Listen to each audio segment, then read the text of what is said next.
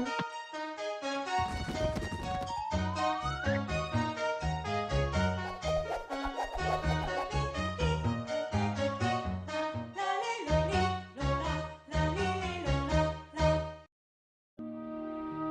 y a 7 ans, j'ai eu cette chance extraordinaire de faire une formation en communication animale. Donc, j'avais entendu parler de cette technique qui prétendait qu'on pouvait parler avec des animaux comme avec son voisin de palier. Donc, bien sûr, j'y croyais pas une seconde. Je me disais, bon, le Père Noël, il y a longtemps qu'on n'y croit plus. Mais je me suis dit, bon, bah, si jamais il y avait mais même un 100 millième de vrai dans ça, ça serait bête de passer à côté. Donc, ben voilà, j'ai sacrifié $100, je crois, parce que c'était une Américaine qui passait à Paris, qui était une professionnelle. Donc, j'ai appris que c'était une profession aux États-Unis. Et elle était communicatrice avec 2 spécialités, les chevaux, passionnée de chevaux, et puis les animaux perdus. Comment retrouver votre animal quand il s'est perdu. Donc j'ai été à ce stage en n'y croyant pas une seconde, et en plus le pire, c'est que après nous avoir expliqué un petit peu, elle nous propose un exercice et elle nous passe la photo d'un chat. Alors moi je me disais qu'au moins le chat il serait dans la pièce, tu vois, que déjà que c'est impossible de parler avec un animal, mais au moins qu'il soit devant toi.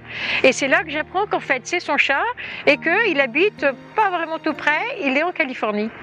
Alors là j'étais encore plus furieuse. C'était vraiment, ils nous prennent pour des cons, quoi, tu vois. Et puis j'ai fait l'exercice quand même puisqu'on n'avait pas d'autre de proposer. Et le plus hallucinant, c'est que ça a marché dès le premier exercice.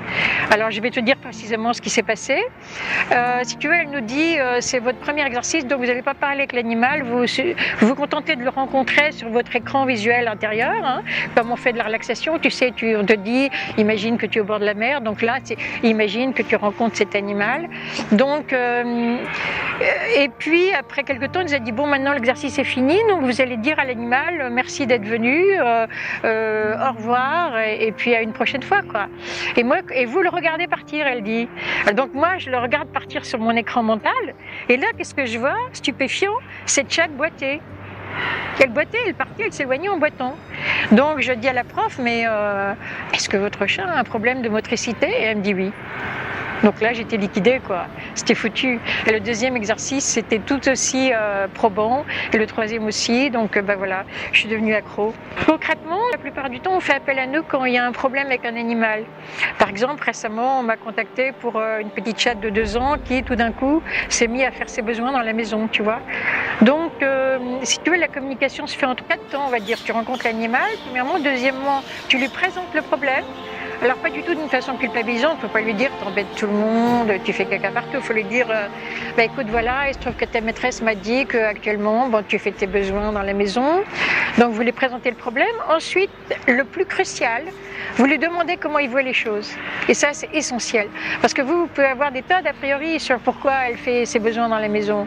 Par exemple, je sais pas, au pire, votre que la maîtresse n'est pas sympa du tout, vous vous dites il veut faire embêter, il veut embêter sa maîtresse, mais donc on a des tas d'a priori, et surtout il faut laisser tomber tout ça et il faut demander à l'animal ses raisons.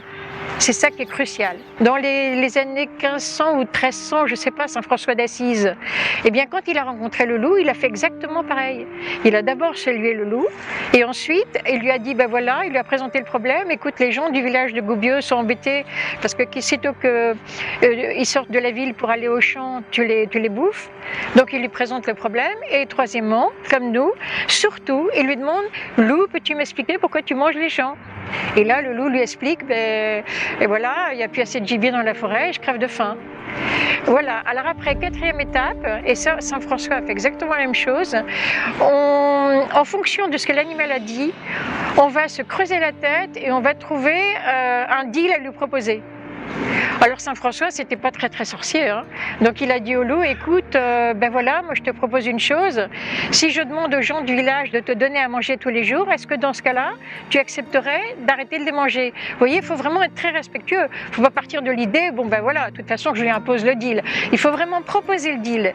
Et l'animal a dit, le loup a dit, mais c'est tout à fait ok, je ne demande que ça, moi au contraire. Et du coup, il est rentré dans le village avec le loup, et le loup a vécu encore plusieurs années où il allait de maison en maison, et les gens lui lui donner à manger. Et à la fin de sa vie, quand il est décédé, ils lui ont construit une statue qu'on peut encore voir à Gubbio. C'est une histoire totalement vraie. Donc, si vous voulez, vous demandez à l'animal pourquoi est-ce que tu fais tes besoins partout, par exemple, et puis il vous explique, en fonction de ce qu'il vous dit, vous allez lui proposer quelque chose. Et ce qui est assez extraordinaire, c'est que les animaux sont totalement merveilleux parce que à la minute où vous avez fini de discuter, l'animal fait déjà sa part du deal. Ça, c'est merveilleux. C'est-à-dire qu'ils vous donnent le bénéfice du doute. Ils sont tellement généreux qu'ils se disent que vous allez faire votre part du marché. Parce qu'en général, les deux doivent faire un effort. Bon, par exemple, je prends un exemple, mettons un chien qui aboierait trop. Peut-être que si on demande au chien, il va dire oui, mais j'ai une copine à 20 km, je la vois jamais, donc j'essaie de lui parler. À ce moment-là, par exemple, vous avez dire écoute, voilà, si je demande à ton maître qu'une fois par semaine, il t'emmène voir ton ami, est-ce que dans ce cas-là, tu acceptes d'arrêter d'aboyer? Eh bien, si le chien est d'accord, à cette minute où vous avez fait le deal, il n'aboie plus. Mais c'est pas qu'il aboie moins, c'est qu'il aboie carrément plus. Et alors, heureusement pour les animaux, parce que ce qui se passe malheureusement extrêmement souvent, c'est que les humains ne respectent pas leur deal. Et ça, c'est monstrueux. Moi, je trouve ça monstrueux parce qu'on trahit complètement leur confiance. Et donc, dans ce cas-là, ce qui est bien, c'est qu'au bout de 3 semaines à peu près, les animaux recommencent le comportement, éventuellement en l'aggravant. Vous voyez, pour bien mettre les points sur les i. Ça, heureusement, parce que je supporte pas, moi, quand les gens ne font pas leur part. Parce que, en fait, ma responsabilité est engagée aussi, parce que c'est moi qui ai mené la négociation, c'est moi qui ai obtenu l'accord de l'animal. L'animal a accepté d'arrêter le comportement, et là, les gens le trahissent. Ma carte de visite, si on peut dire, c'est que j'ai pu, avec cette technique, remettre dans la jungle une orang-outan que tous les spécialistes essayaient de remettre dans la jungle depuis 10 ans quand même.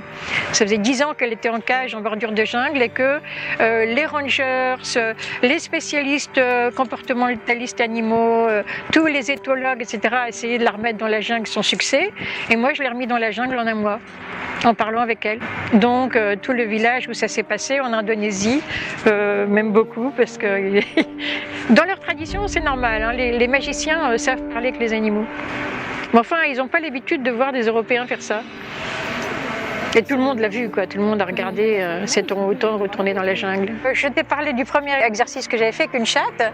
Et le deuxième exercice, tu vois, tu te rends compte, il y a 7 ans, c'était avec une petite chienne de 6 mois qui avait 2 problèmes, qui présentait 2 problèmes à sa maîtresse. Un des 2 problèmes était que quand elle était en laisse dans la rue, elle aboyait sur tout et tout le monde, donc ça gênait sa propriétaire. Le deuxième problème étant qu'elle faisait encore à 6 mois tous ses besoins dans les maisons. Voilà, donc j'ai commencé par parler avec elle, je crois, au sujet des aboiements. Et donc, je rentre en contact avec elle, je sais plus, elle avait un nom infernal, je ne me souviens plus son nom, c'était un petit chien dessus. Et elle était dans l'Est. Bon, maintenant que j'avais discuté avec une chatte en Californie, je n'étais plus à ça près. Hein. donc, elle était dans l'Est, mais en revanche, pendant les stages, on ne discute qu'avec les animaux dont les propriétaires sont là, bien sûr, pour savoir, pour vérifier justement si les infos qu'on reçoit sont possibles, etc. Donc, ma voisine avait cette petite chienne, donc je décide de discuter avec cette petite chienne. Et je lui parle d'abord du fait qu'elle aboie tout le temps dans la rue. Et là, je reçois l'info, je crois que c'est ça la première info que j'ai reçue, je reçois l'info, maîtresse fais gaffe à droite, maîtresse fais gaffe à gauche. Alors je me dis, bon apparemment elle aboie pour prévenir sa maîtresse, donc je vais voir la maîtresse, je lui dis écoute voilà, moi j'ai reçu ça, et comme cette maîtresse avait des lunettes qui faisaient 1 centimètre d'épaisseur, j'ai dit bon peut-être que tu ne vois pas bien, et que du coup la petite s'en est rendue compte et que elle veut t'avertir. Et à ce moment-là, cette dame me répond c'est extrêmement intéressant parce que ah oui non en fait c'est la deuxième info que j'ai eue, je vais vous raconter la première après. Elle me dit c'est extrêmement intéressant parce que non mes lunettes corrigent très bien, je vois très bien, mais en fait ce qui se passe c'est que je suis tout le temps dans la lune et donc en fait je suis prise par surprise partout parce que je suis dans ma tête. Alors j'ai dit écoute bon faut que tu fasses quelque chose parce que la petite quand même elle a autre chose à faire dans la vie que te protéger, donc et du coup elle a parlé à la petite, elle lui a dit écoute à partir d'aujourd'hui je décide d'être vigilante, d'être présente à ce que je fais, donc tu n'auras plus besoin de me protéger. Et que vous le croyez ou pas, la petite a arrêté instantanément, c'est-à-dire que quand elle est revenue chez elle dans l'Est, la petite n'aboyait plus en laisse. Mais la première chose qu'elle m'a dit, la première info qu'elle m'a fait passer, c'est que sitôt que je lui ai parlé de ce problème d'aboiement, eh bien j'ai senti une gêne dans ma gorge. Et alors je me suis dit mais est-ce qu'elle aurait un problème à la gorge et qu'elle aboierait pour se dégager la gorge? Et du coup j'ai dit à la maîtresse ça. bon, je sais pas ce que tu en penses. Et voilà, j'ai reçu, ça m'a fait quelque chose dans la gorge, comme si elle avait un problème de gorge. Et là, à ma totale stupéfaction, il y a la maîtresse qui dit, ah oui, en effet, elle doit avoir un problème de gorge parce qu'elle aboie et puis elle tousse, elle aboie et puis elle tousse. Et je n'avais pas pensé à vous le préciser. Et ça, c'était le deuxième avec qui je parlais. Qu'est-ce que tu veux faire? C'est foutu. Tu t'aperçois que c'est vrai, quoi. Et je suis du coup devenue amie avec la propriétaire de cette chienne, et ça c'était il y a 7 ans, et elle a été guérie définitivement et instantanément. Donc justement, ce que je voulais dire, c'est comment savoir que tout ça, ça se passe pas uniquement dans notre tête, parce que c'est la question. On peut se dire oui, c'est moi qui imagine, c'est moi qui projette. Eh ben, il y a un critère très simple pour savoir si cette histoire de communication animale c'est vrai ou pas. C'est est-ce que après que le communicateur ou la communicatrice a parlé avec votre animal, est-ce qu'il a changé de comportement ou pas. D'autant que, comme je vous le disais, le changement de comportement est radical. C'est-à-dire que c'est à ce moment-là, tout de suite, et c'est totalement. C'est-à-dire que la petite chienne n'a pas aboyé moins. Elle a carrément arrêté d'aboyer dans la rue. Donc voilà, c'est ça qui fait que moi j'y crois, c'est parce que j'ai vu des animaux changer et je connais bien les animaux, j'ai été élevée par des chiens quasiment et les animaux je connais par cœur, mieux que les gens d'ailleurs, et un animal ne change pas de comportement comme ça du jour au lendemain, de la minute à la minute, et surtout pas totalement, il va évoluer progressivement, quoi. D'autant que, comme je vous le disais, la communication animale se fait la plupart du temps hors de la présence de l'animal, donc ce n'est pas votre attitude corporelle, par exemple, qui donne un message à l'animal. On conseille, enfin ma professeure en tout cas, conseillait, et je suis tout à fait d'accord avec elle, elle conseillait de ne pas chercher à parler avec ses propres animaux. Pour une raison très simple, c'est qu'on a des tas d'a priori sur eux déjà, qu'on le veuille ou non. Donc c'est beaucoup plus intéressant de demander à quelqu'un d'autre de communiquer avec vos propres animaux, et vous-même, vous pouvez communiquer avec les animaux de l'autre personne et faire un échange. Il faut se renseigner, savoir s'il y a un bon communicateur dans ta région, tu vois, et le contacter ou la contacter et lui dire quel est le problème en question. Donc moi, ça m'arrive maintenant fréquemment, les gens m'appellent, encore hier, il y a un monsieur qui m'a appelé en me disant, voilà, j'ai un chat qui a tel ou tel problème, est-ce que tu veux bien en parler? Et une chose qui va peut-être intéresser certains, c'est que, en fait, les gens me posent toujours la question, mais est-ce qu'on peut utiliser cette technique avec des humains? Et en fait, moi je leur réponds que je ne le fais pas, mais il y a des exceptions. Par exemple, une fois, il y avait un monsieur âgé de ma famille qui devait prendre une décision très importante et il n'était plus capable de prendre une décision. C'est-à-dire qu'un jour, il disait A, le lendemain, il disait B, le surlendemain, C. Donc, j'ai utilisé la communication pour parler avec lui et ça a été extraordinaire. Et récemment, on m'a demandé de parler avec une petite fille de 4 ans qui a un énorme problème de santé. Donc je vais essayer. Comment on fait? Alors c'est très simple. Quand vous faites de la relaxation, vous allez fermer les yeux et l'animateur ou l'animatrice va vous dire, bon par exemple, visualise, représente-toi avec tes yeux intérieurs, visualise que tu es au bord de la mer, qu'il y a des cocotiers à côté de toi, qu'il y a une autre coco qui tombe dessus. Et donc vous allez vous efforcer et généralement on vous dit, tu mets le son aussi, c'est-à-dire que tu entends les vagues, tu sens l'odeur des fleurs de tiare par exemple si tu es en Polynésie.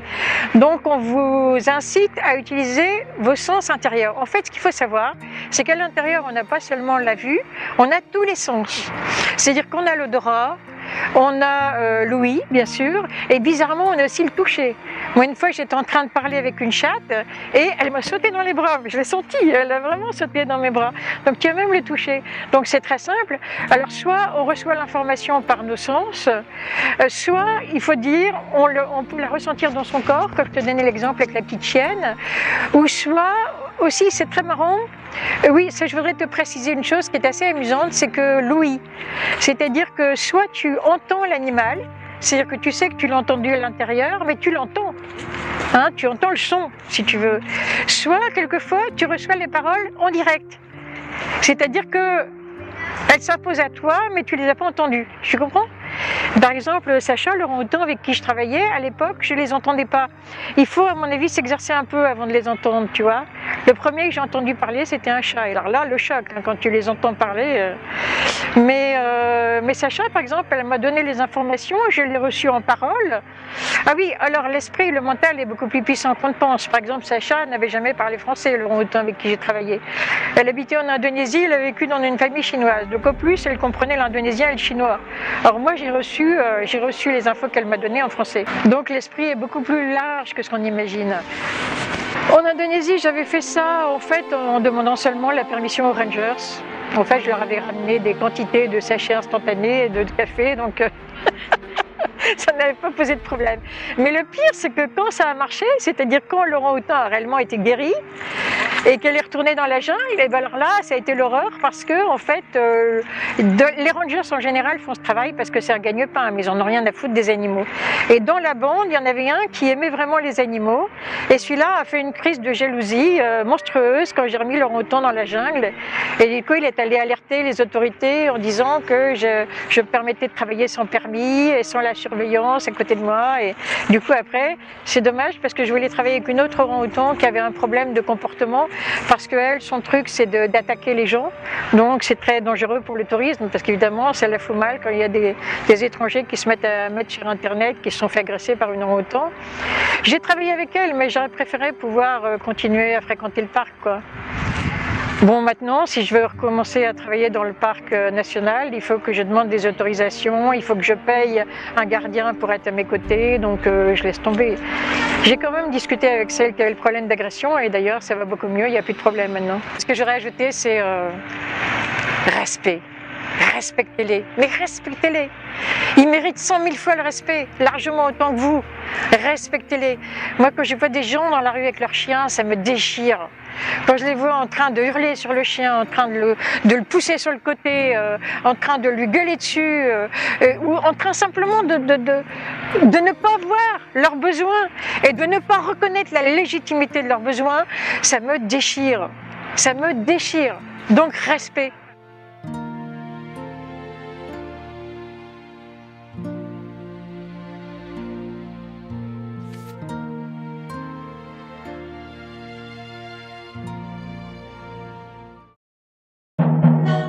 Le Chou Brave, c'est un magazine trimestriel numérique et une chaîne TV internet abordant des thèmes liés à l'alimentation vivante, la santé, l'éducation, l'agriculture, les énergies alternatives et tout ce qui concerne la vie, la nature et l'homme.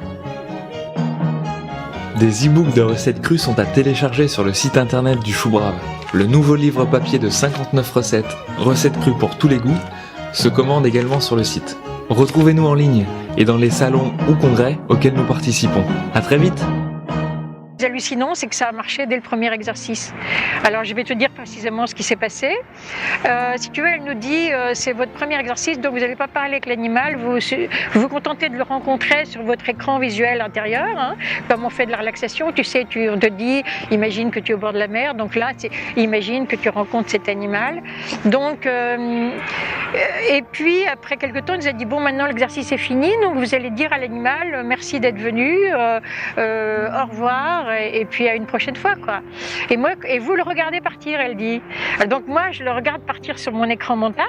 Et là, qu'est-ce que je vois, stupéfiant? Cette chatte boitait. Elle boitait, elle partait, elle s'éloignait en boitant. Donc je dis à la prof, mais est-ce que votre chat a un problème de motricité? Et elle me dit oui. Donc là, j'étais liquidée, quoi. C'était foutu. Et le deuxième exercice, c'était tout aussi probant. Et le troisième aussi. Donc, voilà, je suis devenue accro. Concrètement, la plupart du temps, on fait appel à nous quand il y a un problème avec un animal. Par exemple, récemment, on m'a contacté pour une petite chatte de 2 ans qui, tout d'un coup, s'est mis à faire ses besoins dans la maison, tu vois.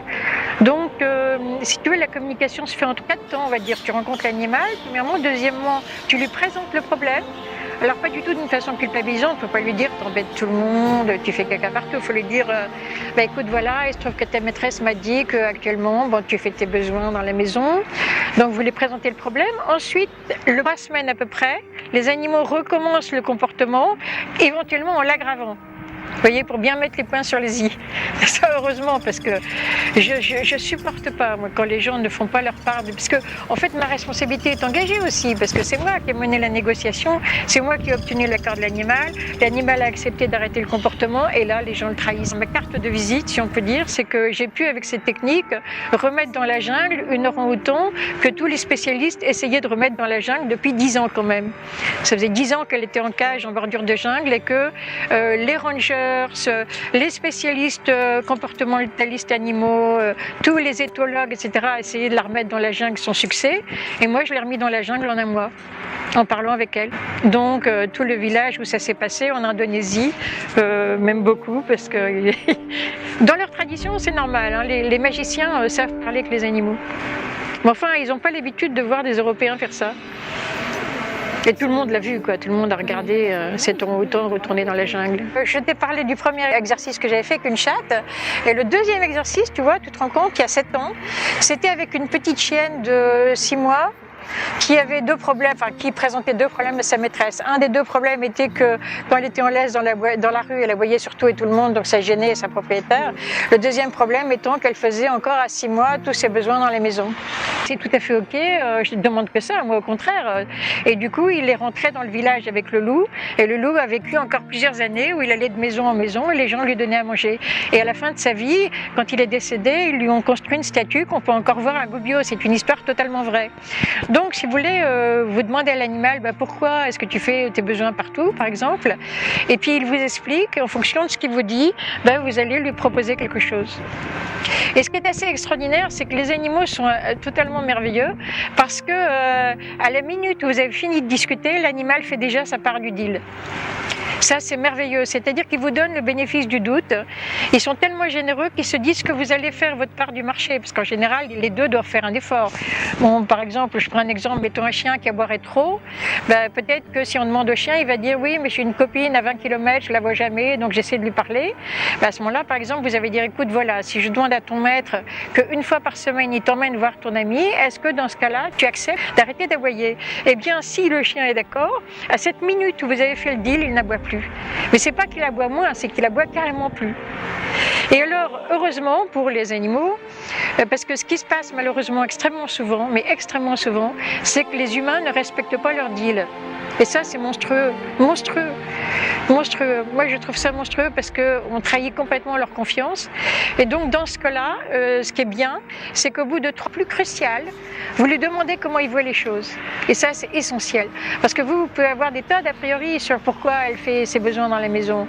Par exemple, je sais pas, au pire, votre que la maîtresse n'est pas sympa du tout, vous vous dites il veut embêter sa maîtresse. Mais donc, on a des tas d'a priori. Et surtout, il faut laisser tomber tout ça et il faut demander à l'animal ses raisons.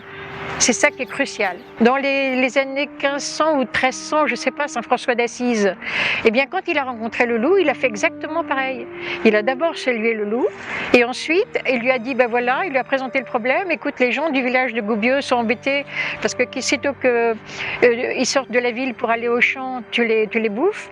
Donc, il lui présente le problème. Et troisièmement, comme nous, surtout, il lui demande, loup, peux-tu m'expliquer pourquoi tu manges les champs? Et là, le loup lui explique, et voilà, il n'y a plus assez de gibier dans la forêt, je crève de faim. Voilà, alors après, 4e étape, et ça, Saint François a fait exactement la même chose, en fonction de ce que l'animal a dit, on va se creuser la tête et on va trouver un deal à lui proposer. Alors Saint François, c'était pas très très sorcier, hein. Donc il a dit au loup, écoute, voilà, moi je te propose une chose, si je demande aux gens du village de te donner à manger tous les jours, est-ce que dans ce cas-là, tu accepterais d'arrêter de les manger? Vous voyez, il faut vraiment être très respectueux, il faut pas partir de l'idée, de toute façon je lui impose le deal. Il faut vraiment proposer le deal. Et l'animal a dit, le loup a dit, mais...